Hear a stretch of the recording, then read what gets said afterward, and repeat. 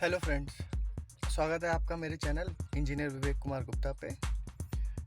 आज मैं आपको मारुति एस्प्रेसो VXI ऑप्शनल का इंटरनल रिव्यू कराने वाला हूँ।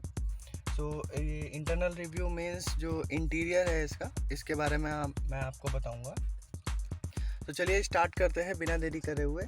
तो जैसे कि आप देख पा रहे होंगे, ये फ्रंट का डैशबोर्ड है, हम गाड़ी के अंदर हैं और मैं इसमें इसके सारे डिटेल्स आपको बताऊंगा कि कहाँ पे क्या चीज़ है, कैसे है। और ये VXI ऑप्शनल मॉडल है। तो VXI ऑप्शनल का मतलब ये होता है कि इसमें ड्राइवर साइड एयरबैग तो है ही, इसके साथ साथ को ड्राइवर साइड या फिर जो पैसेंजर होते हैं साथ में उनके लिए भी एयरबैग होता है। तो यही अंतर होता है VXI और VXI ऑप्शनल में।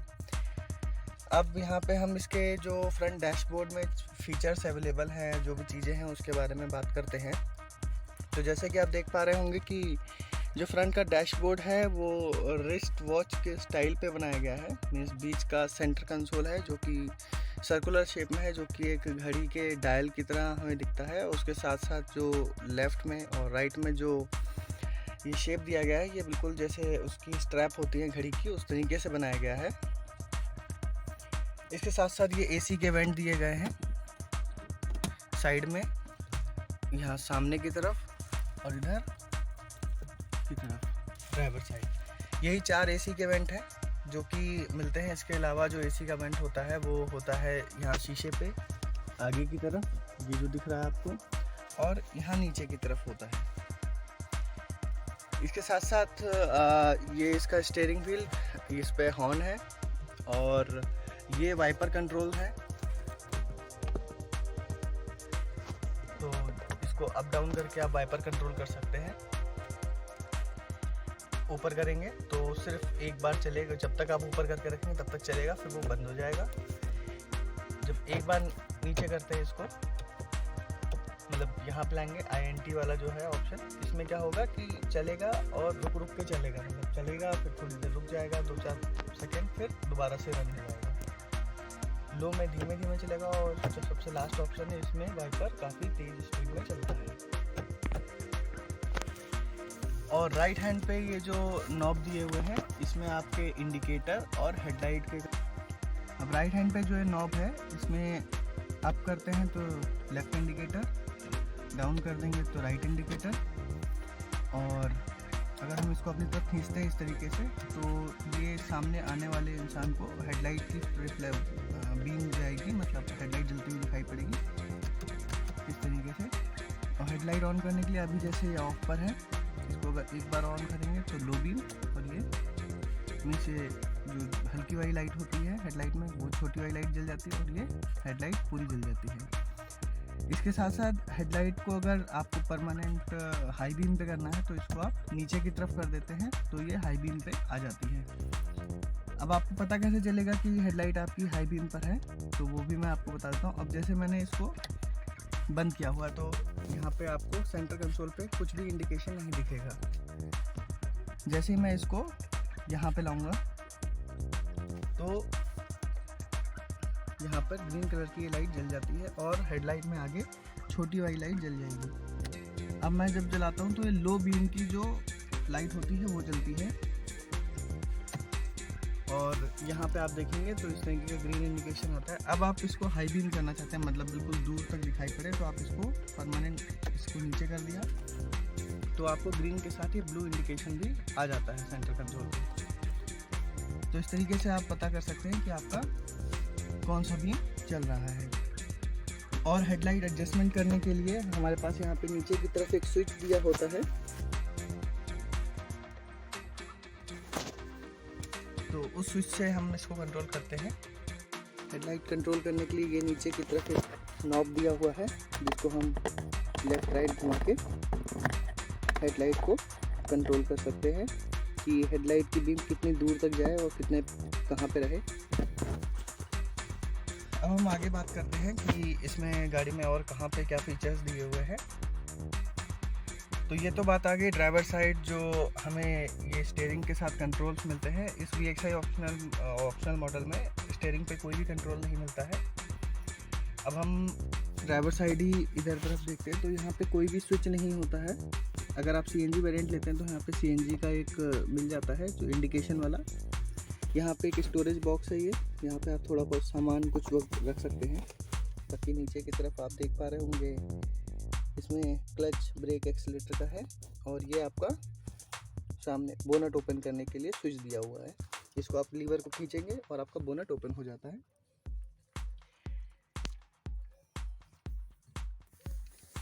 अब यहाँ पे हम बात करते हैं इसके म्यूजिक इंफोटेनमेंट की, तो इसको ऑन कर लेते हैं।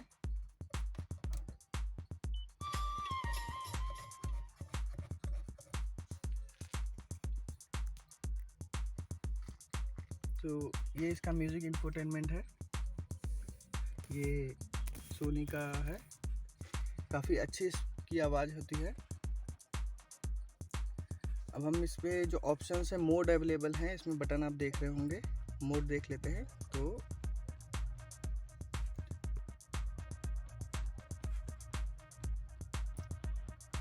मोड अगर हम बात करें तो इसमें ब्लूटूथ आता है, ऑक्सिलरी पोर्ट आता है। ऑक्सिलरी में आप जो फ़ोन के साथ डायरेक्ट केबल से कनेक्ट कर सकते हैं, इस केबल से। ये FM का ऑप्शन आता है इसमें, AM का आता है और USB का आता है। तो इन ऑप्शंस के साथ आता है ब्लूटूथ। बाकी ऑप्शन तो आप फेमिलियर होंगे सबके साथ में, बट एक ब्लूटूथ की स्पेशल चीज़ है जो मुझे एक प्रॉब्लम आई थी, वो मैं आपको बता देता हूँ। जैसे आपका ब्लूटूथ है, अब आप इसके साथ फ़ोन को पेयर करना चाहते हैं, तो पेयर करने के लिए आप ये वाला बटन जैसे ही प्रेस करेंगे तो आपको जो ब्लूटूथ नेम और उसकी पासकी दिखा देगा। ये पासकी आपको सिर्फ उसी वक्त दिखाई पड़ेगी जब आपकी गाड़ी खड़ी हुई होगी, मतलब स्टार्ट नहीं होगी, आप खड़े हुए होंगे, एक जगह पे रुके हुए होंगे।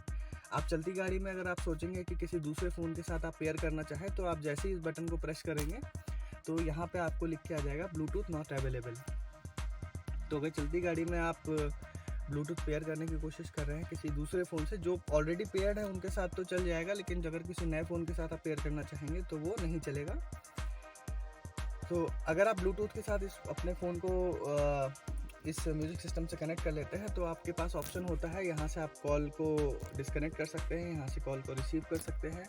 ये मोड का ऑप्शन है, ये रिटर्न का ऑप्शन है। यहाँ पर रिटर्न ऑप्शन आता है जब आप मेन्यू के बटन को प्रेस करते हैं, तो आपको यहाँ पे मेन्यू दिख जाता है। मेन्यू से बाहर आने के लिए आप रिटर्न का बटन दबाएंगे, आप बाहर की तरफ आ जाते हैं। मेन्यू को कंट्रोल करने के लिए इस वाले नॉब का यूज़ किया जाता है। आप नीचे की तरफ घुमाएंगे तो नीचे जाएगा, ऊपर घुमाएंगे ऊपर जाएगा। और किसी भी ऑप्शन में आपको अंदर जाना है अगर, तो इसको एक बार सिंपल प्रेस कर देना होता है। बाहर आने के लिए फिर से आपको रिटर्न का बटन दबा देना है। ये वाला बटन आपका वॉल्यूम कंट्रोल के लिए है, और उसके साथ साथ अगर आप इसको ऑफ़ करना चाहते हैं तो इसको प्रेस करके रखिए, ये ऑफ़ हो जाएगा, और इसको प्रेस करके रखिए, ये ऑन हो जाता है। इसके साथ साथ अगर जैसे आपने कुछ FM चला रखा है या USB लगा रखा है या ब्लूटूथ से भी कनेक्ट किया, आपको चेंज करना है, तो चेंज करने के लिए ये बटन दिए हुए हैं। यहाँ पे आपको एक USB स्लॉट मिल जाता है, जहाँ पे आप पेन ड्राइव वगैरह लगा के गाने सुन सकते हैं। साथ ही साथ ये फ़ोन चार्जिंग के लिए भी आप इससे लगा के फ़ोन भी चार्ज कर सकते हैं। ये 3.5 mm जैक का ऑक्स पोर्ट है। अब नीचे की तरफ आते हैं तो यहाँ पे आपको बीच में हैजार्ड लाइट का बटन मिल जाता है। ये लेफ़्ट वाली पावर विंडो का है और राइट वाली पावर विंडो का बटन है। मारुति एस्प्रेसो में आपको पावर विंडो का जो बटन होता है वो विंडो में नाम देके यहाँ सेंटर कंसोल में बीच में मिलता है। नीचे की तरफ AC की बात करते हैं तो AC के मैनुअल कंट्रोल मिलता है। ये आपको ये यहाँ पे आप जो AC का आउटलेट है उसको मैनेज कर सकते हैं कि मीन्स AC की जो हवा है वो कहाँ से आए। इसका मतलब होता है कि सामने की तरफ से आएगी, जो सामने मैंने वेंट दिखाए थे उनसे आती है। इसका ऑप्शन का ये मतलब है। इस ऑप्शन का मतलब यह है कि एरो मतलब मीन्स ये सामने से आएगी, और नीचे का मतलब नीचे से, मतलब आपके पैरों के पास से हवा आती है ठंडी। इस ऑप्शन को अगर आप सेलेक्ट करते हैं, मतलब यहाँ पे आते हैं, तो जो AC की हवा है वो सिर्फ नीचे से आएगी। इन जो ऊपर की तरफ बने हुए हैं इनमें से किसी से नहीं आएगी। इस वाले ऑप्शन पे अगर आप आते हैं तो फिर आपकी जो AC की हवा है वो सिर्फ जो है विंडशील्ड मतलब शीशे के जो ऊपर पीछे मैंने आपको दिखाया था वहाँ से, और प्लस जो है नीचे से आएगी, क्योंकि इसमें नीचे का ऑप्शन दिया हुआ है। और अगर आप यहाँ पे कर देते हैं तो सिर्फ और सिर्फ विंडशील्ड से हवा आएगी। विंडशील्ड मतलब सामने की तरफ जो AC की ओपनिंग दी हुई है उससे। यहाँ से आप AC का फ़ैन स्पीड कंट्रोल कर सकते हैं और यहाँ पे एसी के आपको टेम्परेचर कंट्रोल करने के लिए है। साथ ही साथ ब्लोअर का ऑप्शन भी दिया हुआ है। नीचे की तरफ ये नॉब दिया हुआ है जिसको आप लेफ़्ट राइट करके एसी के जो एयर है उसके सर्कुलेशन को कंट्रोल कर सकते हैं। और यहाँ पे नीचे की तरफ आपको ये 12 वोल्ट का मोबाइल चार्जिंग सॉकेट मिल जाता है। ये VXI वेरिएंट में ही मिलता है, LXI में नहीं मिलता है ये। अब हम बात करते हैं लेफ़्ट हैंड पे, तो यहाँ पे आपको एक स्टोरेज मिल जाता है। यहाँ पे आप फ़ोन वगैरह रख सकते हैं। ये ग्लोव बॉक्स मिल जाता है आपको, इसमें स्पेस बहुत अच्छा है, काफ़ी कुछ सामान आ जाता है इसमें। और यहाँ नीचे की तरफ और कुछ नहीं दिया हुआ है। अब हम यहाँ पे अगर बात करें तो यहाँ पे 2 कप होल्डर मिल जाते हैं। ये आप देखिए कि ये है मेरी एक शेकर है जो कि अप्रॉक्स 600 ml का है। 600 ml से ज़्यादा ही पानी आ जाता है और मैं इसको आराम से यहाँ पे फिट करके रख सकता हूँ। इसके साथ साथ 2 कप होल्डर हैं। ये आगे की तरफ स्टोरेज है जिसमें आप फ़ोन वगैरह चार्जिंग के टाइम रख सकते हैं और भी कुछ रख सकते हैं, तो जैसे अभी हमने रखा है। और ये केबल हमने कनेक्ट की हुई है ताकि गाने वगैरह सुनने हो तो हम सुन सकें फ़ोन से डायरेक्ट कनेक्ट करके। ये गियर नॉब है, स्टैंडर्ड गियर नॉब है जो हमको मिलता है। यहाँ पे हमें हैंड ब्रेक मिल जाता है। अगर हम गेट की बात करें तो गेट में आपको सिंपल ये फिनिश मिलती है और इस तरीके का गेट ओपन करने का आपको ऑप्शन मिलता है। मतलब इस हैंडल को खींच के आप गेट को ओपन कर सकते हैं। ऊपर की तरफ लॉक है।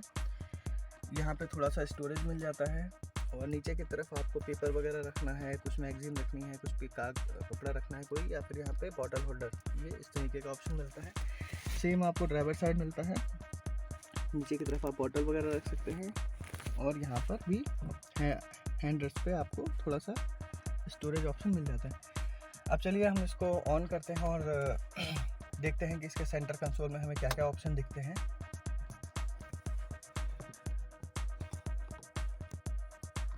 तो आप देख पा रहे होंगे इसका सेंटर कंसोल।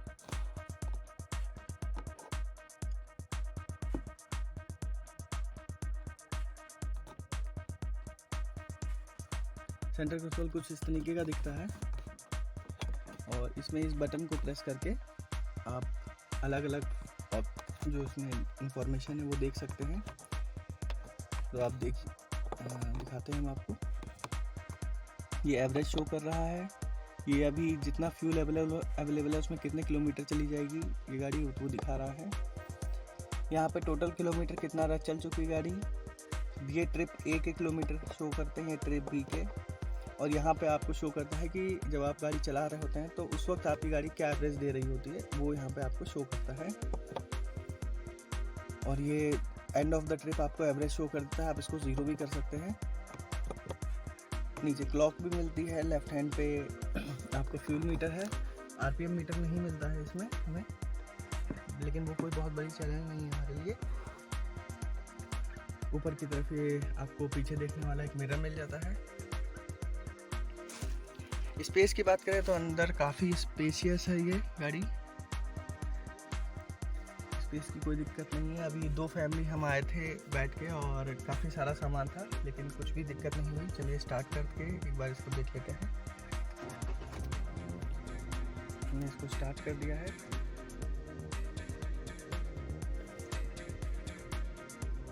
अब हम पीछे की तरफ देखते हैं। देखिए ड्राइवर साइड सीट है, इसमें अगर हम सीट की बात करें तो ये फैब्रिक मिलता है, लेकिन सीट की जो फोम वगैरह यूज़ करी गई है बहुत अच्छी है। फिक्स्ड हेडरेस्ट है, हेडरेस्ट आप जो है चेंज नहीं कर सकते, मीन्स ऊपर नीचे सेट नहीं होते, बट ये क्या है कि इसकी हाइट सफिशेंट दी हुई है।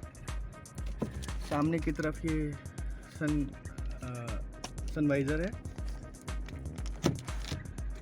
दोनों तरफ। इसमें वैनिटी विनर नहीं मिलता है आपको, और ये आपको एक सेंटर में लाइट मिलती है।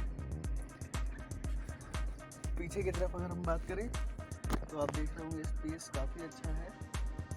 अभी मैं आपको इसका बूट स्पेस भी दिखाता हूँ।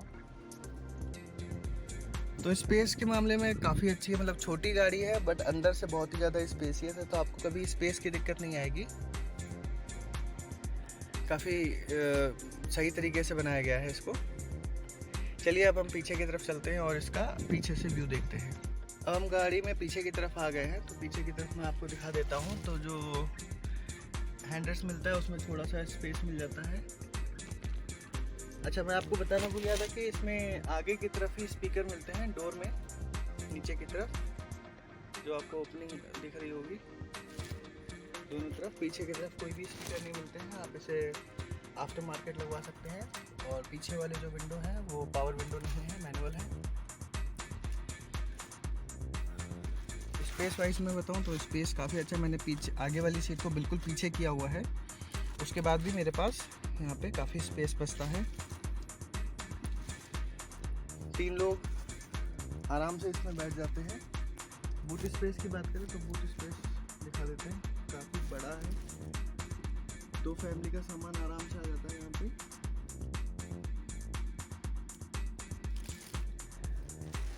तो अगर 2 फैमिली आप सफ़र कर रहे हैं, मतलब वही करीब 4-5 लोग, तो आपको कभी भी दिक्कत नहीं आएगी। काफ़ी स्पेसियस गाड़ी है और अंदर से कोई भी दिक्कत नहीं है। सफ़र भी काफ़ी मतलब आराम से कर जाता है, थकान बिल्कुल नहीं होती। अभी मैंने एक ट्रिप करा था लगभग, जिसमें मैं 350-400 किलोमीटर गया था, तो बट मुझे बिल्कुल भी थकान नहीं हुई और बहुत ही आराम से हम लोग चले गए थे, आराम से वापस आ गए। शॉकर वगैरह भी बहुत अच्छे हैं। पीछे की तरफ एक थोड़ा सा कप होल्डर टाइप का दिया हुआ है। वैसे तो कप रखेंगे तो इसमें गिर जाएगा, बट हाँ कुछ थोड़ा बहुत सामान रख सकते हैं इसमें। और सीट के नीचे भी आपको थोड़ा स्पेस मिल जाता है। तो यहाँ पे ड्राइवर साइड जो नीचे सीट पे स्पेस दिया हुआ है, वहाँ पे आप जैक वगैरह रख सकते हैं जो गाड़ी के साथ आपको मिलता है। और को ड्राइवर साइड भी सीट के नीचे स्पेस मिलता है, जहाँ पे आप थोड़ा बहुत कुछ भी अगर सामान वगैरह रखना चाहें रख सकते हैं। इस तरीके के हैंडल मिल जाते हैं आपको। तो ये था इंटरनल रिव्यू इस गाड़ी का, मारुति एस्प्रेसो VXI ऑप्शनल का। तो उम्मीद करता हूँ आपको ये बहुत अच्छा लगा होगा। मैंने कोशिश करी है कि सब कुछ कवर हो जाए, हर डिटेल को मैं कवर कर सकूँ इस पूरे वीडियो में। चलिए फिर मिलते हैं हमारे अगले वीडियो में। Thank you.